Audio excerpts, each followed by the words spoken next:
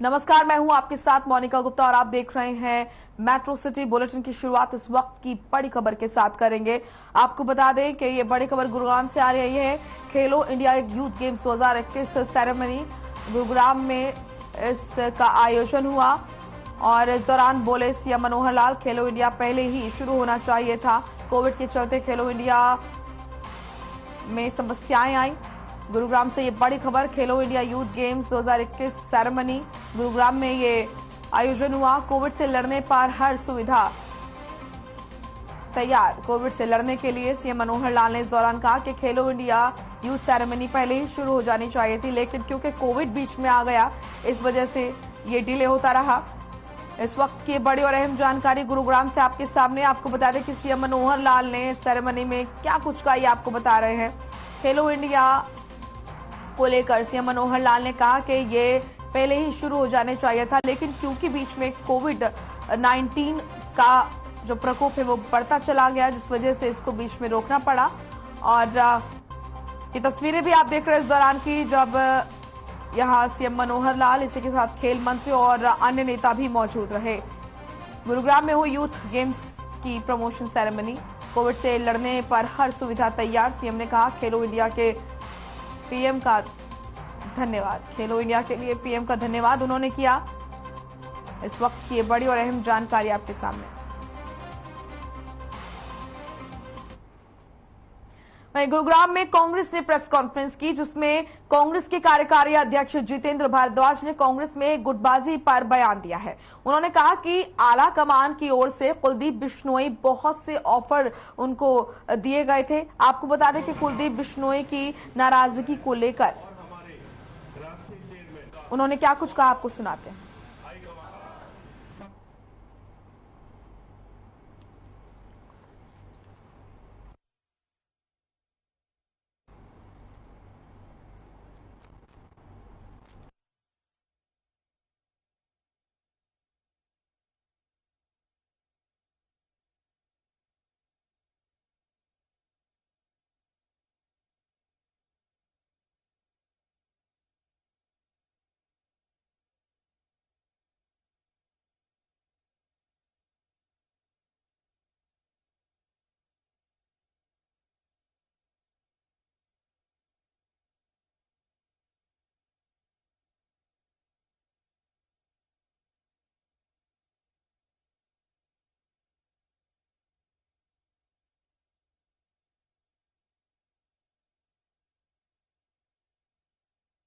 Congress symbol पर चुनाव लड़ेगी।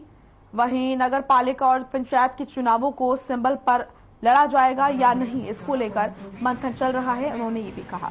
गुरुग्राम से तस्वीरें। कांग्रेस ने प्रेस कॉन्फ्रेंस की और गुटबाजी को लेकर बयान दिया। कुलदीप बिश्नोई को दिया जाएगा पद, ये कहा गया। आपको बता दें कि कुलदीप बिश्नोई ने कहीं ना कहीं हरियाणा कांग्रेस प्रदेश अध्यक्ष उदय भान को चुने जाने पर अपनी नाराजगी भी ट्वीट के जरिए जाहिर की थी और उन्होंने कहा था कि मैं राहुल गांधी से जवाब लूंगा। ऐसे में लगातार बीजेपी कांग्रेस पर हमलावर है कि गुटबाजी जो है कांग्रेस में वो खत्म नहीं हो रही है।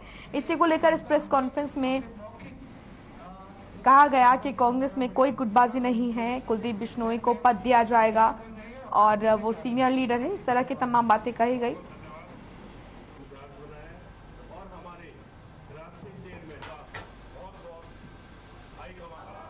सम्मानित मंच पर चुनाव को एक ऐसा है, पार्टी ने तय करना है कि कौन वरिष्ठ है, कौन चला सकता है, कौन करना है, लेकिन सबकी भावनाएं।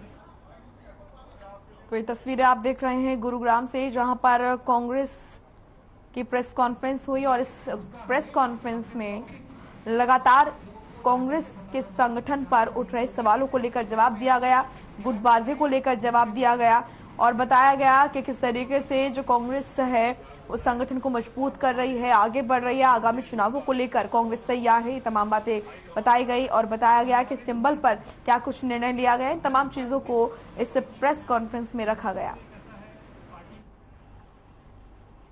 वहीं दिल्ली से सटे फरीदाबाद के सिविल अस्पताल में डॉक्टरों ने मरीज का सफल ऑपरेशन करते हुए 4.5 किलो की रसौली निकालने का कारनामा किया है। आपको बता दें कि इस सफल ऑपरेशन करने वाली अस्पताल की डॉक्टर रजनी ने बताया कि ऑपरेशन जटिल था।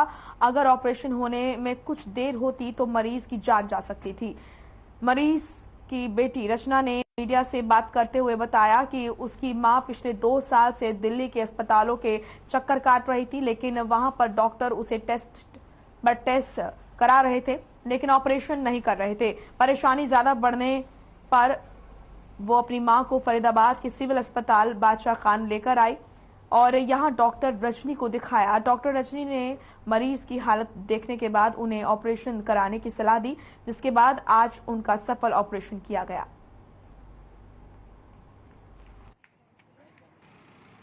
रसौली थी 2 साल से, तो संजय गांधी में दिखा रहे हैं। वहाँ कोरोना की वजह से हो नहीं पा रहा था, इसलिए यहाँ बुलाया फिर। संजय गांधी कहाँ, दिल्ली? हाँ, तो वहाँ क्या बोले थे डॉक्टर? वहाँ बस टेस्ट की बोलते थे, कभी ये टेस्ट कराओ वो टेस्ट कराओ। 2 साल से रख के खा रही हैं, हो ही नहीं पा रहा था। सोनीपत में पुलिस और आरएएफ ने मिलकर थाना रायकुंडली, बहालगढ़ और मुरथल क्षेत्र में फ्लैग मार्च निकाला। जिले के अलग अलग थाना के अंतर्गत पुलिस कर्मियों के सहयोग से फ्लैग मार्च में क्षेत्र की भौगोलिक जनसंख्या, सांप्रदायिक दंगों, क्राइम रेट और एरिया की कानून व्यवस्था के बारे में जानकारी ली गई। वहीं अधिकारी ब्रिजमोहन ने बताया कि आपदा के समय कम से कम समय में पहुंचना होता है और ऐसे में रास्तों के बारे में जानकारी होना बेहद जरूरी होता है।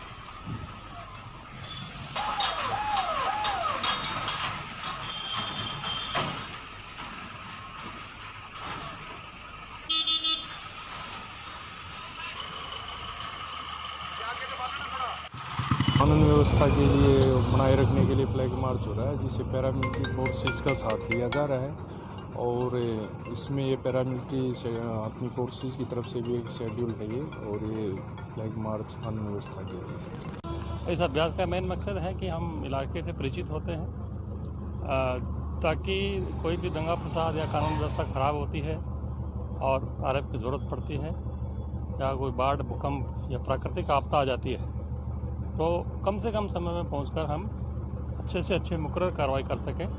इसलिए हम इलाके से परिचित होते रहते हैं, जिसका शेड्यूल हमें समय समय पर मिलता रहता है। साइबर सिटी गुरुग्राम के फारूकनगर इलाके में एक तरफा प्यार में एक युवती पर पेट्रोल छिड़ककर आग लगाए जाने का मामला सामने आया है। आगजनी की इस वारदात में युवती बुरी तरह झुलस गई और अस्पताल में जिंदगी और मौत के बीच जंग लड़ रही है। वहीं पुलिस ने आरोपी को गिरफ्तार कर लिया है।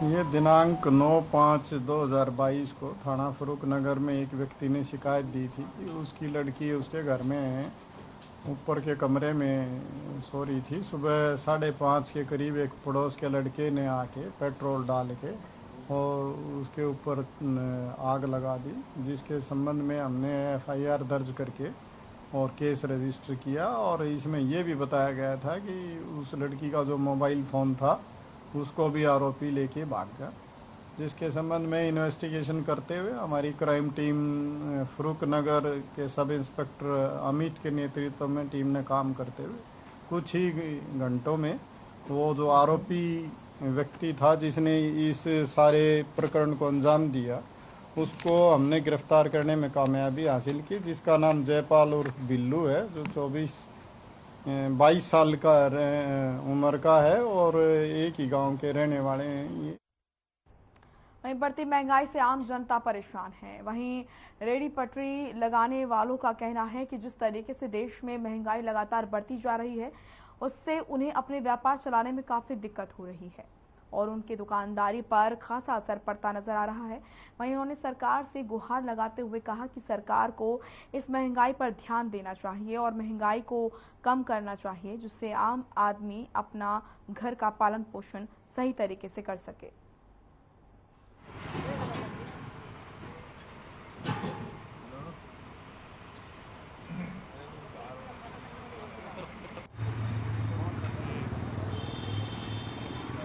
मुश्किल है रही है, बहुत मुश्किल है रही है। सिलेंडर इतना है कि 1000 का सिलेंडर रहेगा और गरीब आदमी कहाँ से भरवा दे।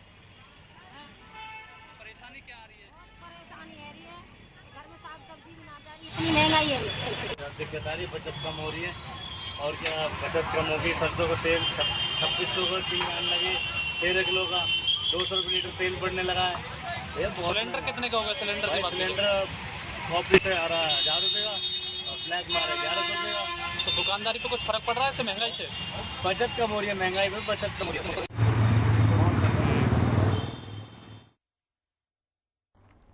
पलवल के सेक्टर 2 के पास की एक कॉलोनी में चल रहे विवाह समारोह में उस समय हंगामा खड़ा हो गया जब दूल्हे की पहली पत्नी शादी को रुकवाने के लिए अपने परिजनों के साथ विवाह के आयोजन स्थल पर जा पहुंची। वहीं मौके पर पीड़िता की ओर से किए गए फोन के बाद डायल 112 पुलिस भी पहुंच गई। मीडिया यहां पर आपको बता दें कि पीड़िता प्रीति का आरोप है कि 2 साल पहले 12 मार्च 2020 को उसकी शादी फतेहपुर बिलौच निवासी रोहित से हुई थी। शादी के बाद वो 1 महीना ही अपने पति के साथ रही। प्रीति का आरोप है कि ससुराल में उसके सास ससुर ने उसे पसंद नहीं किया, जिसके बाद उसका पति उसे बहाने से मायके छोड़ आया। वहीं अब उसे पता चला कि उसका पति पलवल में दोबारा शादी कर रहा है। वो कोई बच्चे ने भूया जी। हाँ। ये नमाज पढ़ के आया जी। ये कह रहा कि भाई लड़ो मत। उन्हें दूसरे फरीकार ने मतलब एक ने पास हाथ पकड़ो और दूसरे ने मतलब जो है या एक औरत ने इसकी दाढ़ी पकड़ी और उसने थप्पड़ मारा इसके चेहरे पर। अच्छा। और थप्पड़ मार के है जनाब ये बूढ़ा आदमी गिर पड़ जनाब और यहाँ जब वो साथ बना दे।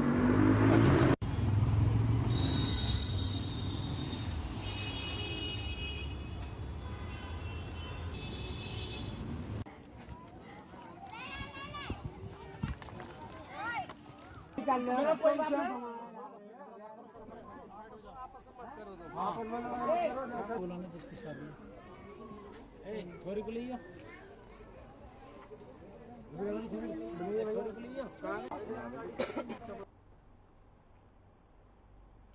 चलिए आप खबर गुरुग्राम से है, जहां पर 2 लाख रुपए की रिश्वत लेते हुए 2 बड़े अधिकारियों को विजिलेंस की टीम ने गिरफ्तार कर लिया है।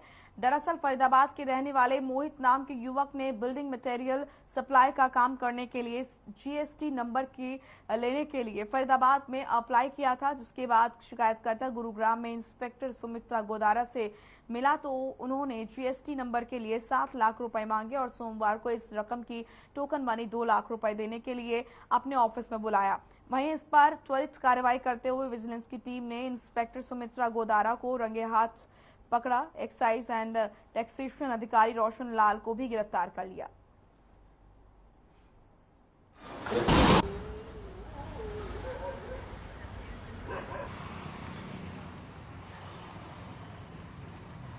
देखिए, हमारे उच्च अधिकारियों का हमें मैसेज मिला था कि गुड़गांव के अंदर कोई पैसे की डिमांड की जा रही है जो कि फरीदाबाद से रिलेटेड है। इसमें कंप्लेनेंट मोहित है, जिसको जीएसटीएन नंबर लेने के लिए उसने एप्लीकेशन अप्लाई की हुई थी एक्साइज एंड टैक्सेशन डिपार्टमेंट। जो वहाँ पे मिस्टर रोशन लाल जी हैं जो ईटीओ हैं फरीदाबाद के अंदर, उनके ऑफिस में इन्होंने अप्लाई कर रखा था। अप्रैल के महीने में इन्होंने अप्लाई किया था, जो कि एक बार कैंसिल भी हो चुकी है। उसके बाद इन्होंने रीअप्लाई किया। तो मिस्टर रोशन लाल से इनकी बात हुई तो उन्होंने कहा कि गुड़गांव के अंदर इंस्पेक्टर सुमित्रा गोदारा हैं, जो कि मेरी कलीग से मेरे साथ पोस्टिंग भी रही है गुड़गांव में एक साथ, आप उनसे जाके मिलिए। इनडायरेक्टली उन्होंने पैसे की डिमांड उनको कर दी। तो कंप्लेनेंट जो हैं हमारे वो गुड़गांव के अंदर आके सुमित्रा मैडम जो हैं, सुमित्रा गोदारा जो इंस्पेक्टर है एक्साइज एंड टैक्सेशन डिपार्टमेंट में, उनसे मुलाकात की। उनको बताया कि ऐसे ऐसे ईटीओ साहब ने आपके पास भेजा है। तो उन्होंने उनसे पैसे की डिमांड की कि आप पैसे दोगे तो आपका काम हो जाएगा। इस एवज में उन्होंने कुछ एडवांस रकम मांगी जो कि 2 लाख थी। तो 2 लाख आज उन्होंने उनको दी तो उनको रेड हैंडेड पकड़ लिया।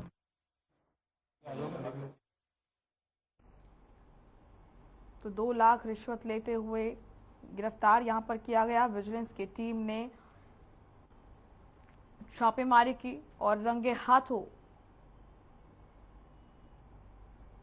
रिश्वत लेते गिरफ्तारी यहां पर की गई। 7 लाख रुपए मांगे गए थे और टोकन मनी के तौर पर 2 लाख रुपए पहले देने के लिए कहा गया। विजिलेंस टीम ने कार्रवाई करते हुए रिश्वतखोर अधिकारियों को गिरफ्तार किया।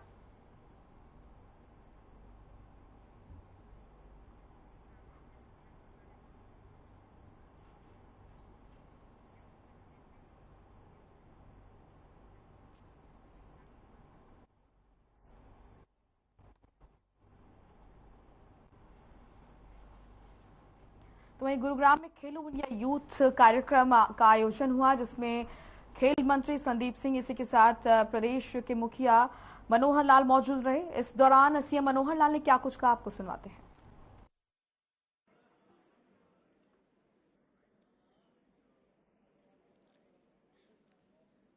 सोच रहा हूं कि उत्साहवर्धन कैसे होगा, और इस अवसर पर हमारे बीच में आज उपस्थित हुए हैं हरियाणा सरकार के हमारे कैबिनेट मिनिस्टर सहकारिता मंत्री माननीय श्री बनवारी लाल जी, और उत्साह और उमंग से खेलों के प्रति एक ज्वाला जगाने वाले, एक उत्साह भरने वाले जिस प्रकार से उन्होंने अपना उद्बोधन दिया, ऐसे हमारे बहुत युवा, होनहार, साहसी, ऊर्जावान हमारे खेल मंत्री भाई संदीप सिंह जी, यहाँ के गुरुग्राम के जिस क्षेत्र में हम बैठे हैं, यहाँ के हमारे विधायक श्री सुधीर सिंगला जी, इस शहर की मेयर, प्रथम नागरिक जिनको हम कहते हैं बहन मधु आजाद जी, हमारा पूरा खेल विभाग, हमारे एडिशनल चीफ सेक्रेटरी खेल विभाग श्री महावीर सिंह जी, निदेशक खेल विभाग श्री पंकज नयन जी, डिविजनल कमिश्नर इस इलाके के श्री राजीव रंजन जी, मंडल आयुक्त हैं श्री संजय जून जी, और यहाँ की हमारी पुलिस कमिश्नर श्रीमती कला रामचंद्र जी, उपायुक्त गुरुग्राम श्री निशांत यादव जी, और यहाँ मैं देख रहा हूँ हर लेवल के खिलाड़ी, उनके परिवार के सदस्य, वो भी यहाँ उपस्थित है। मैं सामने दीपा मलिक जी देख रहा हूँ, और हमारे यशपाल सोलंकी जी, जूडो के हमारे अर्जुन अवार्डी हैं। दीपा मलिक जी तो पद्मश्री, पद्म भूषण, किस किस ख्याति की मालिका बनी है। तो इस नाते से खेल प्रेमी सज्जनों, भाइयों बहनों, आज का ये अवसर एक प्रकार का उस संदेश देने का ये अवसर है जो जिस अवसर की हम वर्षों से तैयारी कर रहे हैं। वास्तव में तो ये जो अवसर खेलो इंडिया हरियाणा को जिसका सौभाग्य मिला है उसको होस्ट करने का, ये बहुत पहले शुरू हो जाना चाहिए था, लेकिन हम जैसे जानते हैं कि कोविड का ये जो एक बहुत ही ऐसा एक दर्दनाक एक अवसर हमें देखने को मिला, पिछले 2 वर्षों से हम इसको झेल रहे हैं, भुगत रहे हैं, लेकिन मुकाबला भी कर रहे हैं। उस मुकाबले में, उस लड़ाई में हम जीते भी हैं, और जीत करके सफलतापूर्वक बाहर निकलने में भी हम सफल हुए हैं। कि ठीक है, अभी कुछ लोग कह रहे हैं कि ये चौथी लहर भी चल रही है, लेकिन अब समय ने सिद्ध किया है कि चौथी लहर भी हमारा कुछ बिगाड़ेगी नहीं, कुछ नहीं बिगाड़ सकती। हमने हर प्रकार के इंतजाम अपने कर लिए हैं इस लड़ाई को लड़ने के लिए। हमारा इंफ्रास्ट्रक्चर, हमारी मेडिसिन, हमारे संसाधन, हमारे जितने भी कोरोना वॉरियर्स, वो सब मजबूती से खड़े हैं। उस फेज में से हम बाहर निकले हैं, और अंतोगत्वा ये देश का जो चौथा खेलो इंडिया का कार्यक्रम है, इससे पहले 3 हुए हैं, तो इस चौथे खेलो इंडिया कार्यक्रम के लिए हम लोगों ने 7 मई को पंचकुला से इसका आगाज किया है। वहां इसका जो लॉन्चिंग कार्यक्रम हो गया है। आज एक जिसको कहेंगे कि प्रमोशनल इवेंट है, क्योंकि एनसीआर एरिया में, चाहे वो हमारा कैपिटल दिल्ली है, चाहे एनसीआर एरिया का ये सब क्षेत्र है, यहां भी इसकी जानकारी सबको मिलनी चाहिए। तो आज इस कार्यक्रम का 2 दिन बाद ही आयोजन कर लिया हमने। और इसमें जैसा अभी हमने देखा है कि हमारे लोगो का लॉन्च हुआ, हमारे थीम गीत का लॉन्च हुआ है, जर्सी का भी अभी प्रदर्शन किया जाएगा, जो जर्सी एक तय की गई है खिलाड़ियों के लिए। और इसी प्रकार से शुभंकर है, फिर हमने मस्केट और ये जो सब देखे हैं, धाकड़, मास्केट, ये जितने भी मस्केट और धाकड़, एक मनोरंजन का भी वातावरण उससे बनता है। पूरे उस परिसर में इनका भी अपना एक योगदान होगा, तो इसका हमने आज लॉन्च किया है। और ये इंतजार जो है अभी ये खत्म हुआ है, उल्टी गिनती शुरू हो गई है। आज हम लोग 10 मई में अपनी बातचीत कर रहे हैं, आने वाले 4 जून को देखा जाए तो 25 दिन बाकी बचे हैं, और अगर इसको घंटों में बदलते हैं तो 600 घंटे बाकी बचे हैं। जब घंटों की गिनती, उल्टी गिनती शुरू होती है तो फिर जिम्मेदारियां भी बढ़ जाती हैं, खास करके आयोजकों की, कि जितनी बड़ी संख्या में आयोजक इस कार्यक्रम को करेंगे, क्योंकि बहुत बड़ा विशाल कार्यक्रम है। लगभग 8,500 खिलाड़ी और उनके साथ जो अन्य प्रबंधकर्ता और जो खेल को कराने वाले ऐसा जो लोग सब हैं, देश भर से आने वाले हैं। उन सब 8,500 लोगों को 10 दिन तक उनको ठहराना है, उनकी आवासीय व्यवस्था, उनको खाने की व्यवस्था, उनके लिए ट्रांसपोर्ट व्यवस्था, सरकार का हर एक विभाग उसमें लगेगा। और उसमें न केवल सरकार के लोग बल्कि कुछ एनजीओज वो भी लगेंगी। कुछ संस्थाओं को हमने जो एक्सपर्ट हैं उनमें उनको उसका कॉन्ट्रैक्ट भी दिया है, ताकि वो भी उसमें काम करेंगे, ताकि किसी भी व्यक्ति को, बाहर से आने वाले को, देश भर के सब प्रांतों से जब आएंगे तो हर प्रकार की आवश्यकता उनकी रहती है। अलग अलग खान पान भी रहता है, अलग अलग मौसम से सब लोग आते हैं, अलग अलग रहन सहन का तरीका होता है। तो इन सब बातों का ध्यान रखने के लिए और व्यवस्था में, प्रबंध में कोई कमी ना आ जाए, आव भगत हम लोग उनकी मेजबानी पूरी कर सके, ये सारा प्रबंध जो है ये किया जा रहा है। और ये जो कार्यक्रम है ये केवल पंचकुला में ही होंगे ऐसा नहीं है, कुछ इवेंट्स उसके अलावा भी, जैसे चंडीगढ़ में भी जो पंजाब यूनिवर्सिटी है चंडीगढ़ में, उसके परिसर में भी तीरंदाजी और फुटबॉल के खेल वहां होंगे। और अंबाला में तैराकी और जिम्नास्टिक, ये अंबाला में होगी। तैराकी का एक अंतर्राष्ट्रीय स्तर का एक बहुत बड़ा तैराकी का जो एक प्रावधान किया गया है वहाँ, वो भी नया जो है वो परिसर बना है। शाबाद में हॉकी और साइकिलिंग, हॉकी का क्योंकि केंद्र अपना शाबाद का ही जो है वो बहुत बड़ा केंद्र है, और वो तो सीधा सीधा समर्पित हमारे संदीप सिंह जी को है, क्योंकि संदीप सिंह जी भी शाबाद के ही रहने वाले हैं। और हॉकी की टीमें जो निकलती हैं उसमें अधिकांश खिलाड़ी हमारे शाबाद क्षेत्र के ही होते हैं। दिल्ली में भी शूटिंग का कार्यक्रम वो दिल्ली के अंदर चलेगा, ये प्रतियोगिता दिल्ली के अंदर होगी। तो ऐसा एक प्रकार से विस्तृत कार्यक्रम बना है। इसमें पूरे हरियाणा के अंदर ये जो कार्यक्रम होंगे, न केवल खिलाड़ी बल्कि दर्शक भी, हम चाहेंगे कि पूरे हरियाणा के वहां पहुंचे, हर जिले से, खास करके विद्यार्थी, खिलाड़ी, इन सबको हर दिन अलग अलग क्षेत्र के अलग अलग लोगों को अलग अलग खेलों के हिसाब से रुचि रखने वाले, उसका पूरा टाइम टेबल छपेगा, तो वहां लेकर